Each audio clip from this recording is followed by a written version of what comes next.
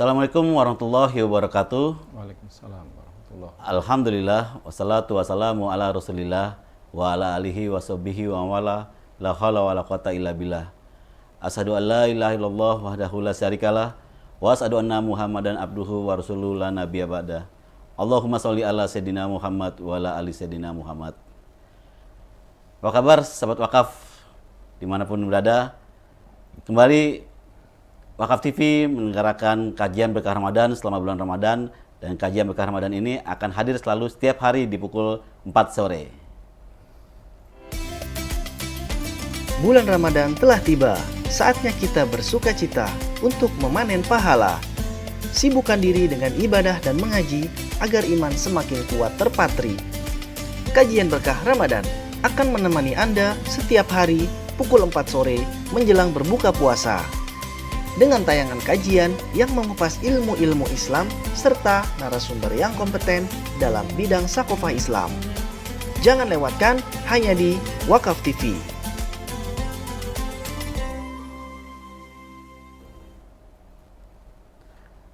Sahabat wakaf yang dirahmati Allah, pada hari ini kita akan membahas tema yaitu membangun generasi Qurani.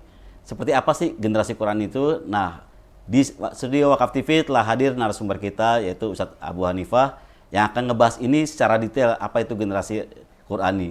Yuk kita sapa beliau. Assalamualaikum Tat. Waalaikumsalam warahmatullahi wabarakatuh. Alhamdulillah. Datang lagi Tat ke studio Wakaf TV. Ya, alhamdulillah. Ya, Tat, untuk kajian sore hari ini di kajian berkah Ramadan kita akan membahas tema membangun generasi Qurani. Ya. Kalau saya pribadi sih lebih mungkin generasi Qurani itu seperti para penghafal Quran, mungkin seperti itu. Ini basic sekali Tat ya. Tapi untuk detailnya nanti mungkin Ustadz bisa menyampaikan secara lebih gamblang ataupun lebih detail. Tafadhol Tat. Ya, bismillahirrahmanirrahim. Alhamdulillah, salatu wassalamu ala Rasulillah wa ala alihi wa sahbihi wa mawalah, la haula wala quwata illa billah. Sahabat Wakaf TV yang sama-sama kita mudah-mudahan dirahmati dan diberkahi oleh Allah Subhanahu wa taala. Dan mudah-mudahan kita semua termasuk generasi Quran. Amin. Memang ada beberapa pandangan dan ini tidak masalah. Jadi ada orang berpandangan dan berpendapat bahwa generasi Qurani ini harus dibina, harus dibangkitkan dengan munculnya banyak para hufaz, banyak para penghafal Al-Quran. Tidak masalah dan itu benar. Ya, bisa jadi seperti itu. Namun juga ada generasi Qurani yang orang-orang yang mengemban Al-Quran. Mengemban Al-Quran. Mengemban Al-Quran maksudnya di mana dia tempat, di mana dia berbicara, di mana dia berperilaku, berpendapat, berbicara, berpikir dengan pemikiran dan pendapat Al-Quran. Ini juga generasi Quran seperti ini. Jadi ketika dia berdiskusi, ketika dia berdialog, ketika dia bertanya jawab, maka tanya jawabnya itu semuanya pemikirannya mengandung atau pemikirannya keluar dari pemikiran-pemikiran Al-Quran, Alkitab dan As-Sunnah. Ini juga termasuk generasi Al-Quran. Kemudian yang ketiga ada orang-orang yang dengan fisiknya berjihad fisabilillah. Berjihad karena Allah, karena mempertahankan dahulu mempertahankan institusi Islam. Karena institusi Islam pada waktu itu, pada zaman para syuhada terdahulu, mereka semuanya menjaga kredibilitas negara, mereka menjaga keutuhan negara, mereka menjaga keamanan negara, mereka juga menjaga ideologi negara, yakni ideologi negara adalah Al-Islam. Maka perjuangan mereka, jihad mereka dengan fisik mereka, dengan kekuatan tenaga mereka, keahlian bela diri mereka itu juga termasuk generasi Quran. Apalagi termasuk orang yang yazinu bil Quran, yazinu bil Quran bitilawah. Ini pendapat Ibnu Battal yang mengartikan al-mahiru bil Quran ma'a safaratil kiramil baroroh. Jadi Ibnu Battal itu berpendapat bahwa orang-orang yang yazinu, yang artinya yazinu itu menghiasi atau memperindah sautikum, memperindah suara kamu dalam membaca Al-Quran. Mungkin kalau kita secara instan kita mendengar atau kita membaca itu yang tilawah-tilawah itu, yang dilagukan. yang indah suaranya, merdu suaranya itu masuk juga al-mahir.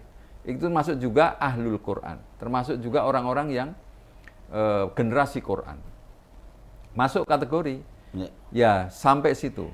Hanya saja memang ya, tapi terlepas ya, semuanya ada plus minusnya. Tentu yang terbaik adalah menghafal Al-Quran juga, mengindahkan bacaannya juga, memperjuangkan, mempertahankan ideologi negara pada zaman khilafah dulu. Boleh nggak ngomong zaman khilafah gitu? Ya, karena ini sedap. Ya, mempertahankan ideologi negara dengan mempertahankan keutuhan negara Daulah Islam pada waktu itu. Orang yang mempertahankan, yang memperjuangkan ini juga termasuk generasi Quran. Dan dia termasuk bagian dari ini semuanya. Hatta yang memperindah, mempercantik suaranya. Jadi tiap minggu atau tiap bulan sekali dia harus gurah tenggorokannya supaya tidak ada lendir, supaya tidak ada serak-serak suaranya, supaya plong gitu keluar. Sehingga suaranya indah ini juga termasuk. Jadi zazinu sautikum bil Quran. Jadi memperindah, mempercantik suara dengan membaca Al-Quran. Ini termasuk dua kategori orang yang ahlul Quran atau generasi Quran. Generasi Quran ini masuk ini semuanya. Termasuk yang mempertahankan, yang berjihad saja. Nah, bisa juga ini para hadirin sekalian, tentu di belakang layar televisi kita, para jamaah sekalian, para wakif ya, bisa masuk kategori generasi Quran juga. Karena apa? Menyediakan Al-Quran, berwakaf Al-Quran. Karena tidak ingin Al-Quran ini berhenti. Ya. Ada beberapa daerah yang tidak ada generasi yang bisa baca Al-Quran.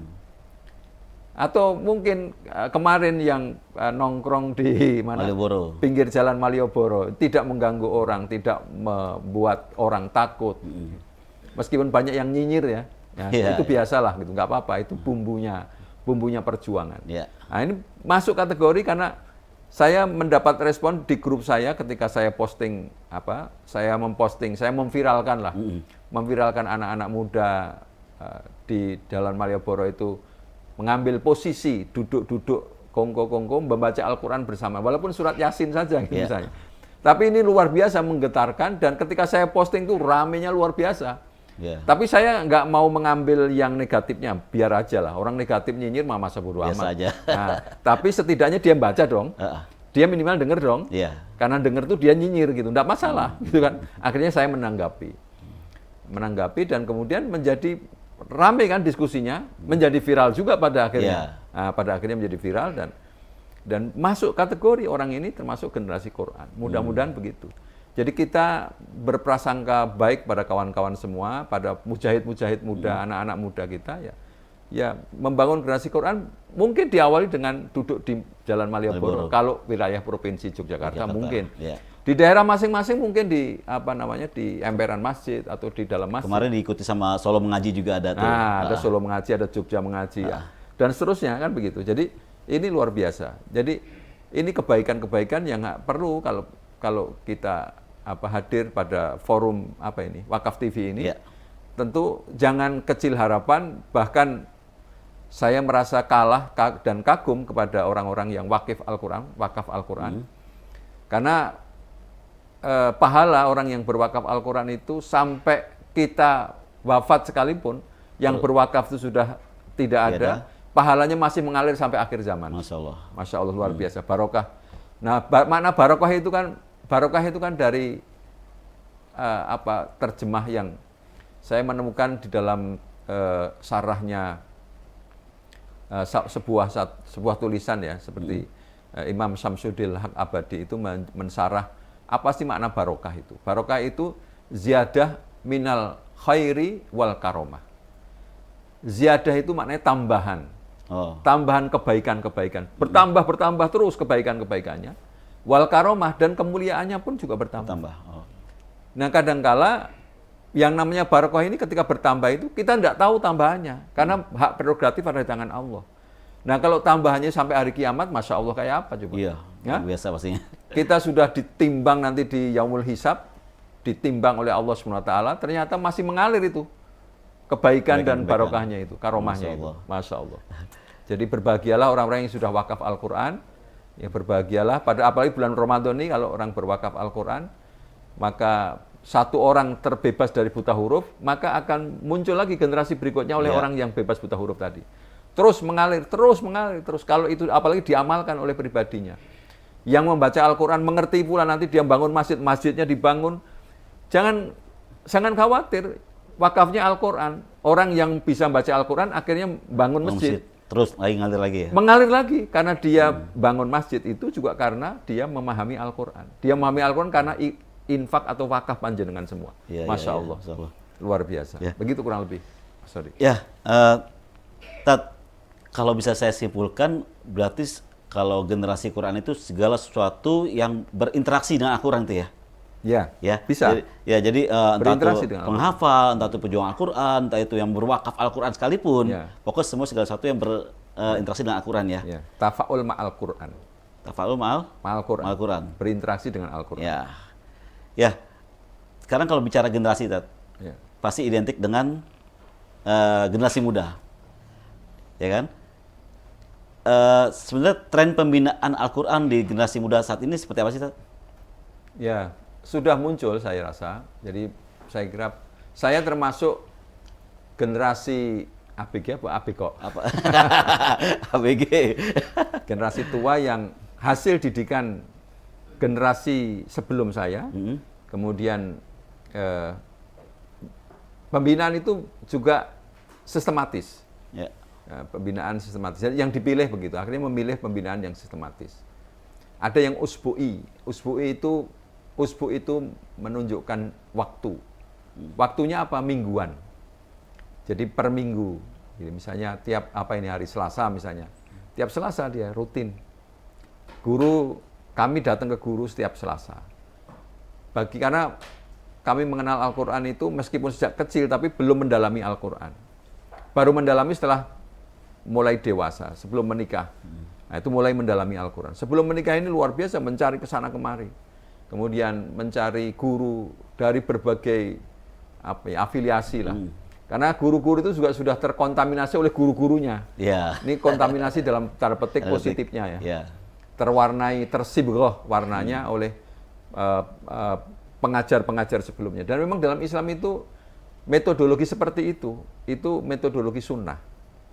Dari gurunya begitu. Terus dalam Islam itu sampai itu kan Michael Hart di orang Eropa itu, Michael Hart itu mengagumi pendidikan dalam Islam.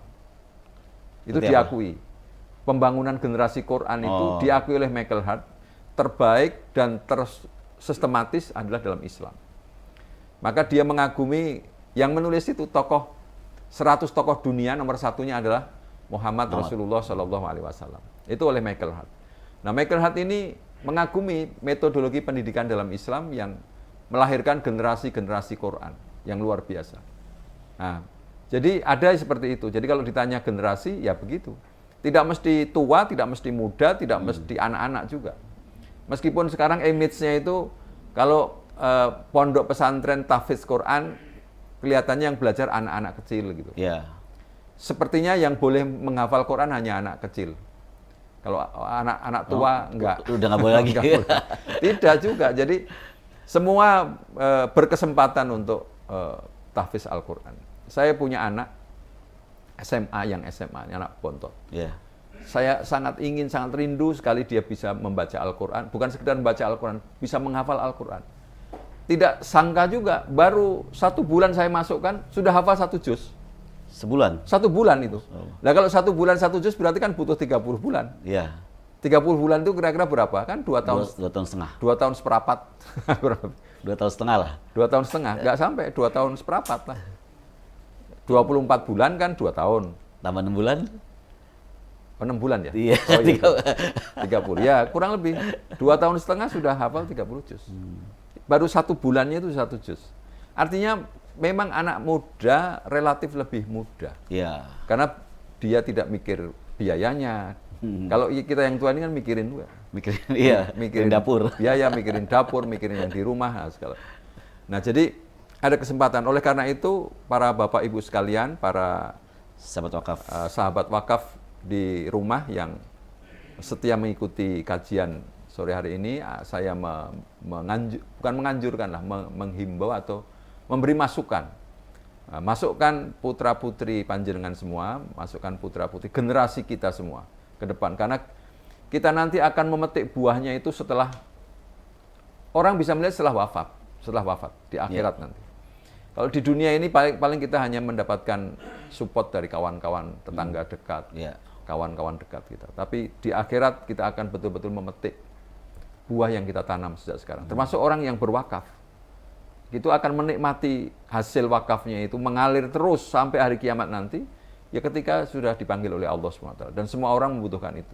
Ketika orang membutuhkan, kita hanya bisa memberikan kepada orang yang kita mengenalnya dan kita mencarinya. Itu yang namanya syafaat. Itu pun kalau diizinkan oleh Allah SWT. Ya, supaya tidak melebar ke topik masalah syafaat ini, saya kira sangat baik andaikan kemudian para bapak ibu, sahabat wakaf sekalian di rumah masing-masing, keluarga kita bina dengan keluarga generasi Al-Quran. Ya, saya kira begitu. Ya. Kalau model daripada model atau cara pembinaan yang paling tepat di saat ini kan memang lagi generasi milenial nih, Tat. Ya.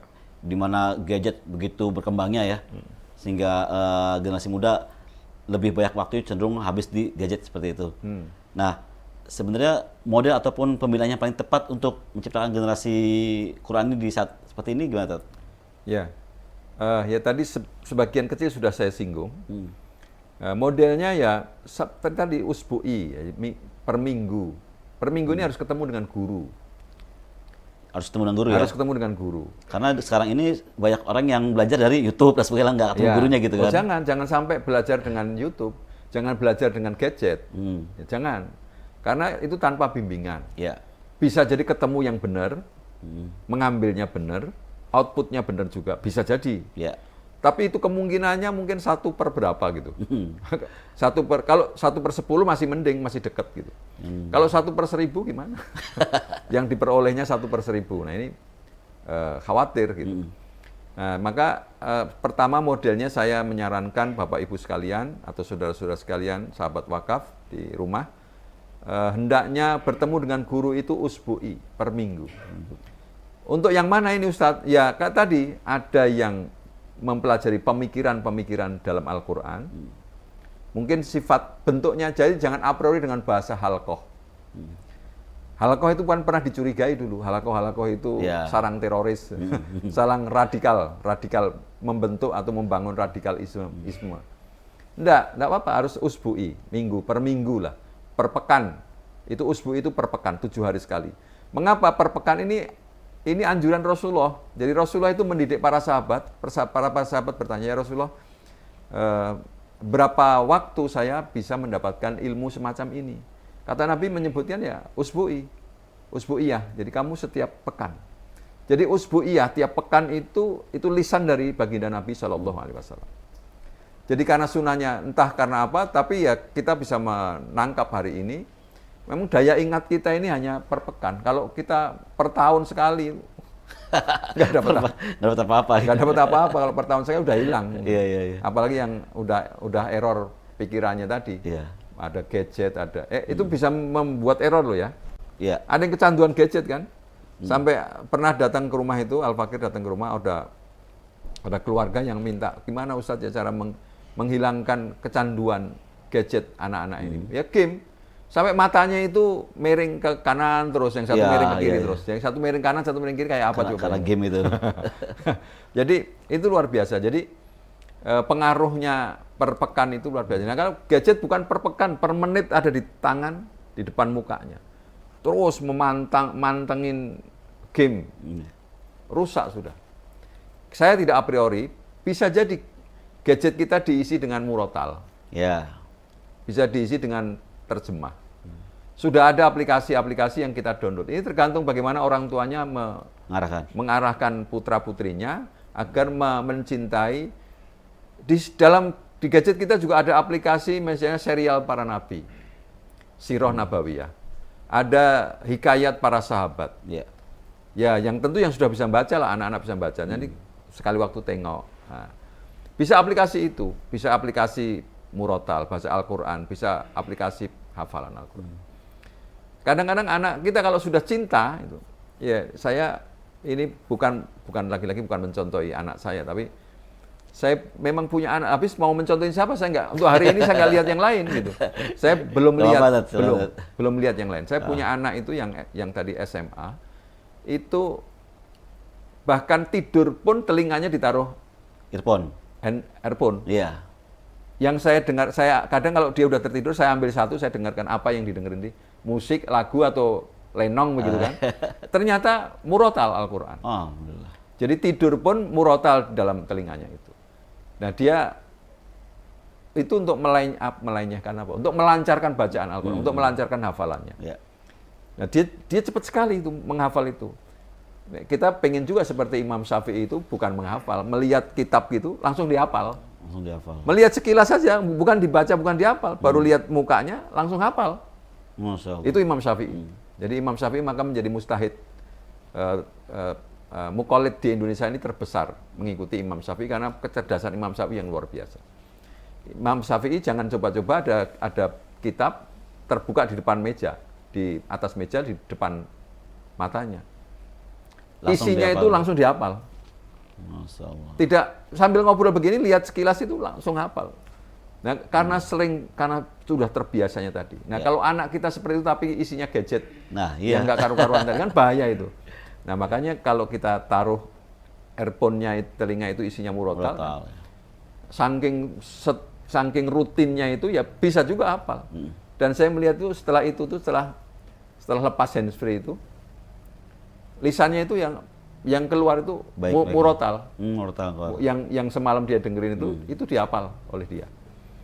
Saya ya gembira lah, mudah-mudahan menjadi betul-betul generasi Quran. Amin. Kemudian tidak lupa, apakah hanya murotal? Tidak, saya ingin yang semua tadi. Ya.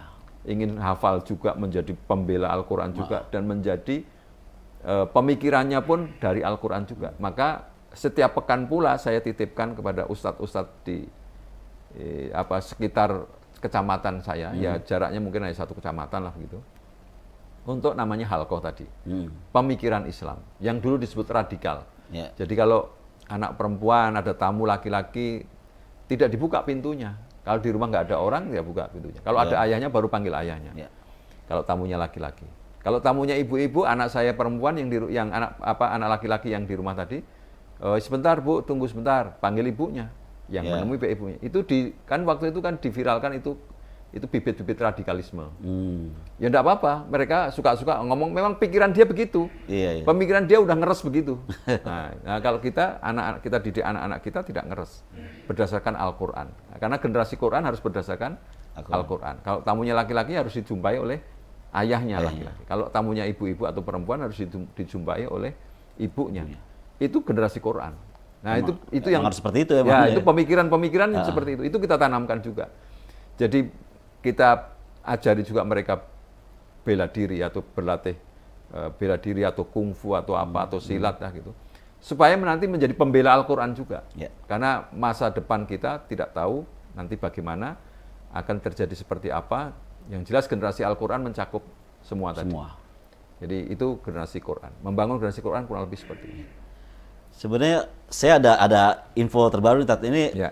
yang boleh dibilang kemarin setelah dari Jogja kita ketemu teman-teman Real Madrid ya di sana, sama dulunya Muslim United gitu kan. Ya. Jadi ternyata kecanduan akan game ini ada salah satu, Ustaz pasti mungkin tahu, anak saya juga melakukan hal yang sama, kayak misalkan dia suka dengerin YouTube, kita nggak tahu ini orang dengerin orang ngobrol gitu berdua gitu kan, ternyata dengerin orang lagi bermain game. Orang itu main game di YouTube, terus kita dengerin. Kan bahasanya tuh, saya dengar bahasanya kotor sekali ya. Ya, betul. Ya apapun bahasanya keluar semua gitu kan. Nah, dari Real Madrid ini memfasilitasi ada seorang gamer, saya lupa namanya, kalau nggak salah Rico siapa gitu. Dia main game juga, dia jago main game, tapi kata-kata yang keluar dari dia semua bagus.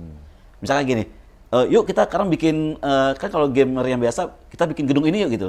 Kok dia enggak, yuk coba yuk kita bikin madrasah yuk, bikin masjid ini. Saya pengen masjidnya seperti ini. Nah itu akhirnya orang yang suka dengan gamernya dia, main game sama dia, itu ngikutin.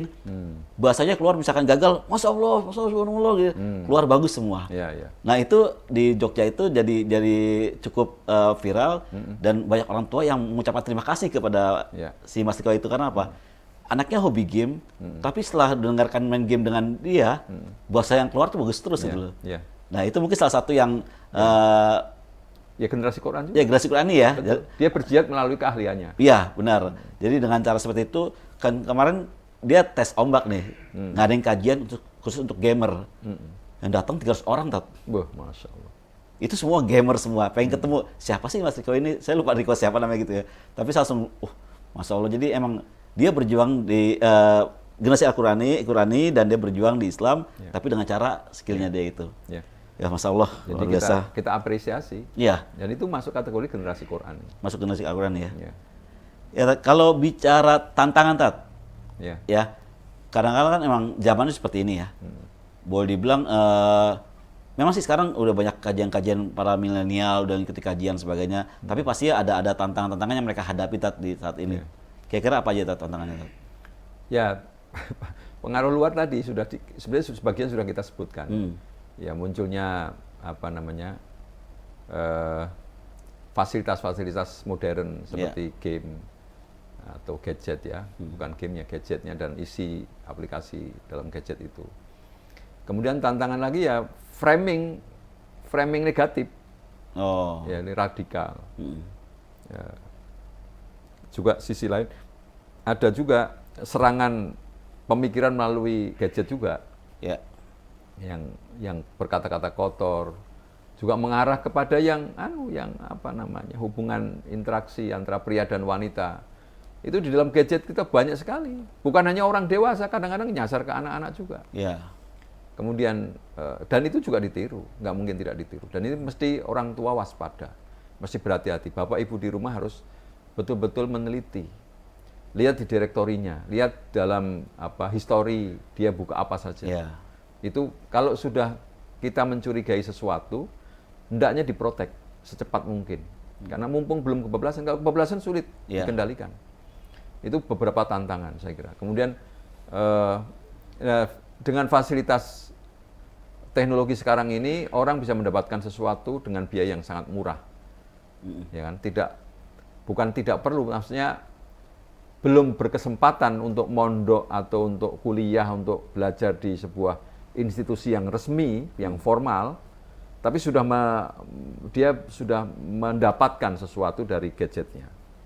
Itu juga kemudahan. Tapi kesulitannya ya tadi mungkin serangan pemikiran dan upaya pembelokan ilmu pengetahuan, pembelokan model-model yang lain, termasuk juga pembelokan model-model yang mereka ciptakan juga.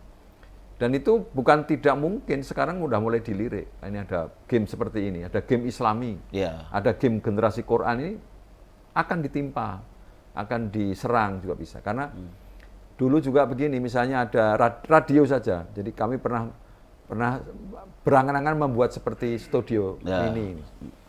Itu kira-kira tahun berapa lah, itu 5 tahun, 4 tahun yang lalu kami berangan-angan dengan teman-teman merancang studio seperti ini.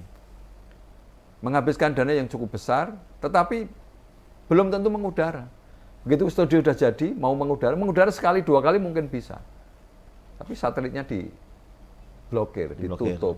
Itu juga berulang kali kita lakukan dan besar sekali biayanya. Jadi saya kira tantangan-tantangan itu bisa kita dapati atau kita jumpai, baik tantangan itu ringan ataupun berat, yang ekstrim sekalipun itu bisa kita jumpai. Mumpung sekarang tantangan itu belum terlalu membesar dan belum terlalu kuat, belum masif ya. Saya kira perlu Bapak Ibu sekalian, para tamu, para penonton Wakaf TV untuk segera bercita-cita melahirkan generasi Qurani dari anak-anak kita, cucu kita. Ya, jadi kurang lebih seperti itu. Ya sebenarnya sih kalau pengalaman pribadi Tat Ya. ada beberapa teman saya yang memang sudah mencoba untuk menciptakan generasi Qurani gitu. Terutama teman-teman yang udah hijrah, ya. Bahkan mereka udah benar-benar meninggalkan pekerjaannya yang banyak kan sih di perbankan sih teman-teman saya gitu. Yeah. Mereka keluar dari perbankan dan mencoba untuk hijrah, dan Masya Allah sampai anaknya sekolahnya pun dipindahkan ke pesantren. Yeah. Karena mereka berpikir di saat mereka juga lagi nggak berpenghasilan, sekarang bermunculan lah pesantren-pesantren tahfiz Quran yang tidak berbayar, tidak ada biaya sekolahnya gitu lah. Yeah. Ya. Jadi ya emang lagi trennya lagi seperti itu. Yeah. Bahkan saya juga punya teman-teman tim bikers, sepeda ya. Sepeda itu tim Goes itu teman-teman dari lulusan anak Trisakti, mereka kumpul sendiri jadi komunitas Goes Muslim Trisakti. Nah itu sekarang mereka udah ngebangun 3 pesantren di Solo. Masya Allah. Iya. Orang-orangnya apakah mereka jobless? Iya, mereka lagi pada jobless gitu. Tapi mereka yakin dengan mereka bertakwa maka rezeki akan buka di segala arah. Akhirnya mereka bisa bangun pesantren, sekarang pesantren yang ketiga di sana gitu. Nah, itu untuk para hafiz Quran dan disediakan secara gratis seperti itu. Ya, menurut saya sih emang lagi berkembangnya nih, lagi maju-majunya gitu. Generasi Quran ini tuh. Yeah. Terus sekarang juga sudah muncul juga ustadz yang milenial, ya. Ustadz milenial artinya ustadz muda nih. Yeah. Apakah itu sama pertanda bahwa itu adalah menuju ke arah generasi Quran nih? Ya, ya. Mengenai kemudian apakah ustadz-ustadz milenial ini juga generasi Qurani? Secara umum, kalau memang yang dia emban itu Al-Quran, yang dia emban adalah sunnah-sunnah Nabi, ya itu generasi Qurani. Mau milenial, mau tadi milenikal apa? Milenial. Milenial tua ataupun kolonial itu. Kolonial lah. Milenial ada kolonial. Nah itu ya generasi Qurani. Pokoknya intinya para milenial juga, para generasi muda, jangan menyimpang dari Al-Quran. Jangan menyimpang dari Al-Hadis. Maka dia generasi Quran. Masuk dalam kategori itu. Kan orang bermain gadget aja bisa generasi Quran kan. Gitu. Yeah. Kalau itu ya, kalau saya berprasangka baik dan memberi apresiasi positif, ya, termasuk yang dengan game tadi, game madrasah dengan lafadz ucapan-ucapan spontan yang kalimat-kalimat thayyibah itu generasi Quran, melahirkan generasi Quran. Jadi tidak terkecuali pendakwah-pendakwah baru atau artis-artis hijrah, pengusaha-pengusaha yang jobless, yang hijrah, udah jobless hijrah. Hijrahnya jangan pas jobless dong. Justru dia meninggalkan pas puncak tingginya itu dia hijrah. Gitu. Ya. Maksudnya apa?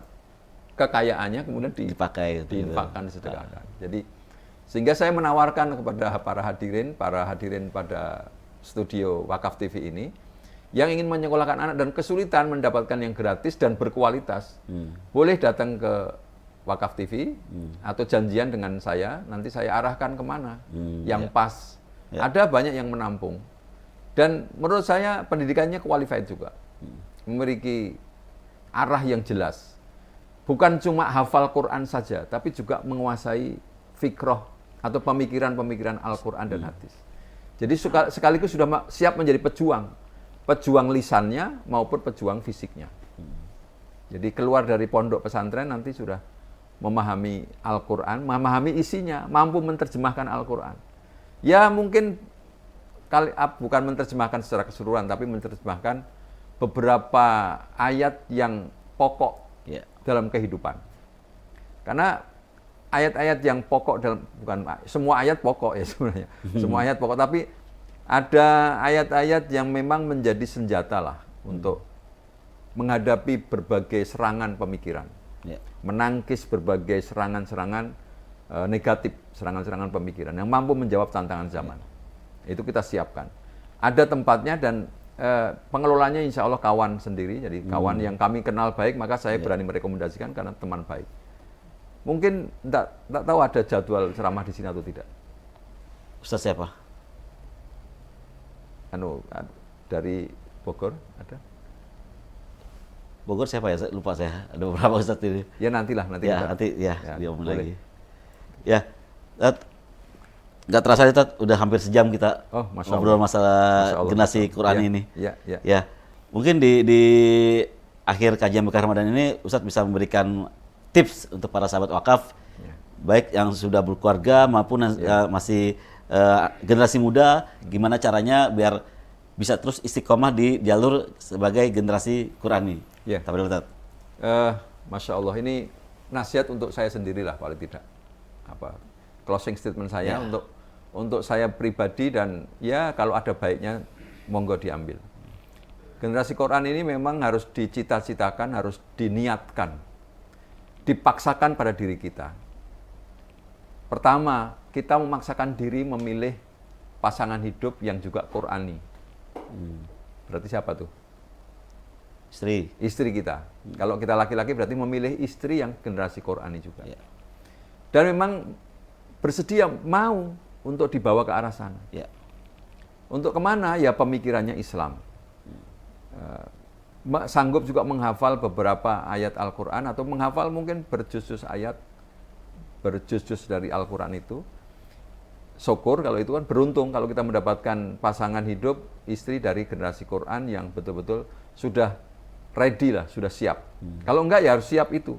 Ya. Kalau belum siap itu, bersedia untuk dibina, untuk dibimbing, bukan dibinasakan, bukan. Untuk dibimbing, untuk mengenal Al-Quran, mengenal Al-Hadis. Terus mengkaji, menelaah pemikiran-pemikiran Al-Quran, pemikiran-pemikiran dalam Al-Hadis. Dan itu usbu'i, siap berjalan, setiap pekan berjalan untuk mengkaji Islam. Lalu hasil dari dia mengkaji Islam, pasangan hidup kita mengkaji Islam, suami istri lah. Kalau istri berarti kepada suaminya, kalau suami kepada istrinya.